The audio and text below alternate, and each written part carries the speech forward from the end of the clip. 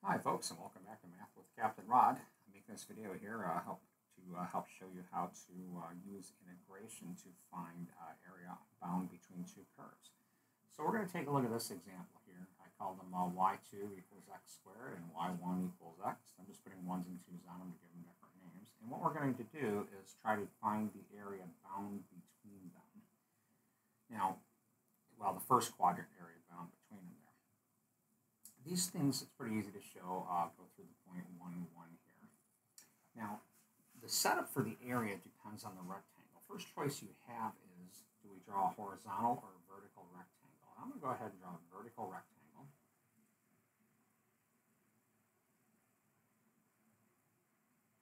Now, why? This problem will work out really either way. For this particular example, I'm just going to do a vertical one. There's lots more examples I do where I show the setup for both. Okay. Now, second thing we have to do is, kind of consider this, like how the rectangle touches the curve, right? Let me kind of blow that up. So let's say here's the curve. And one possibility, is that the rectangles touch like this. Or sometimes, we could also set them up using midpoints. Upper bound. Okay. Now, if you're going to use a finite n, like n equals 10 or something like that, and do this numerically, how those rectangles are set up is very crucial. You have to look at that very carefully. But in this example, I'm going to be using an interval, which effectively means n is going to be going to infinity. Not so critical now to pay attention to that difference. Now, we're going to need something for the length of the rectangle. That's this distance. I like to call that like L of x, length as a function of x. Because you'll notice that, like here, the rectangle's small, and then it gets bigger, and then it gets smaller again. So as you move left to right, that actually varies.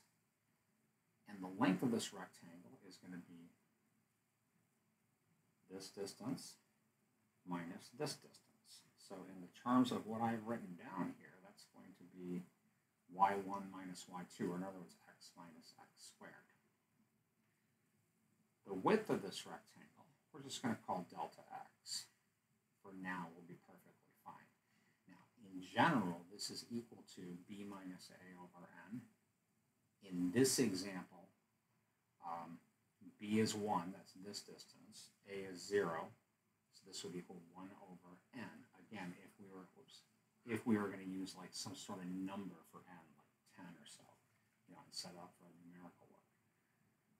But again, I'm just going to leave it like so it'll be fine for what I'm doing. All right, now I want a formula for, what I always call the a sub i's, if we were doing this numerically. The area of this rectangle, so this area here is going to, I want this in red, is going to equal the length of the rectangle times the width of the rectangle. And I'm just going to put delta x here and move on. Again, if we were going to do this numerically using like n equals 10, I would have a 1 over 10 right here. Right, now, next thing we're going to do is this. The total area now we're going to write is approximately equal to the sum from I equals 1 to n of this expression, x minus x squared times delta x.